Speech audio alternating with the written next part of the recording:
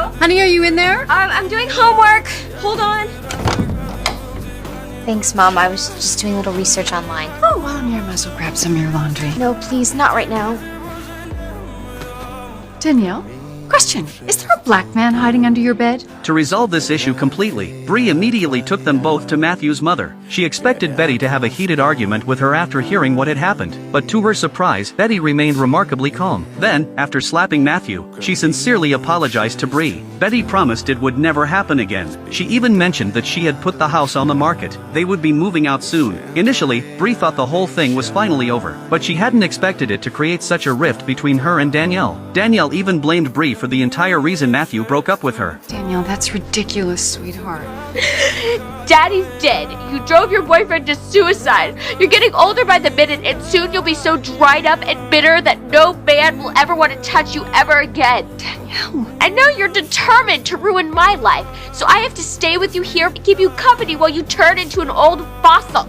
All I ever wanted was for you to be happy. Don't just want it, make it happen. Danielle's words left Bree speechless. She had never imagined this would hurt Danielle so deeply. To ease the tension, the next day, Bree went to see Betty. She suggested restoring the children's right to see each other, but all of this had to be done under the supervision of both of their mothers. This is because Bree believes that the more teenagers are forbidden by adults, the more likely they are to become rebellious. Bree thought Betty would agree with her, but Betty flatly rejected her proposal. Seeing Betty's firm stance, Bree had no choice but to leave. But just then, she suddenly noticed a strange figure on the second floor of Betty's house. At that moment, Bree immediately became suspicious. So when she got home, she looked through the latest newspapers and quickly found a clue. Bree's unusual behavior quickly caught Danielle's attention. She rushed over to ask what was wrong. Mom, what's wrong? It's the Applewhites. I don't want you to go near them. What? Do you remember the man they arrested? The one that broke into Gabrielle's and escaped from the mental hospital? He's there. I saw him in their window. They're hiding him. You're kidding. No, I'm not, and I forbid you to go over there. Lynette, hi, it's Bree. Listen, call me when you get this message, and please come to poker tonight. I have some big news about the Applewhites.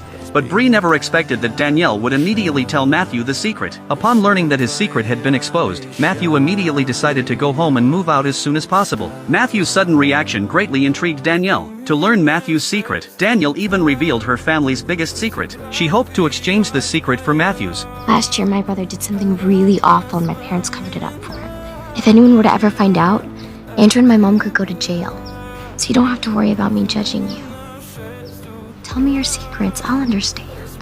After learning Bree's secret, Betty appeared at Bree's doorstep that very night. Bree tried to shoo her away, but Betty had already made up her mind. She walked straight into the house without waiting for Bree's permission. Betty's actions instantly stunned Bree. Then, without giving Bree time to react, Betty confessed everything. It turned out that the figure Bree had seen in the attic earlier that day was actually her other son, Caleb. Betty's words made Bree freeze instantly. After all, Caleb was a wanted criminal and the entire town's police force was looking for him. However, Betty still protects her son. Before Bree could react, Betty then revealed an even bigger secret. If you breathe one word of Caleb's existence to anyone, I will tell Carlos, Gabrielle, and the police that it was your son driving the car that killed Juanita Solis, and that you have been covering up his crime ever since.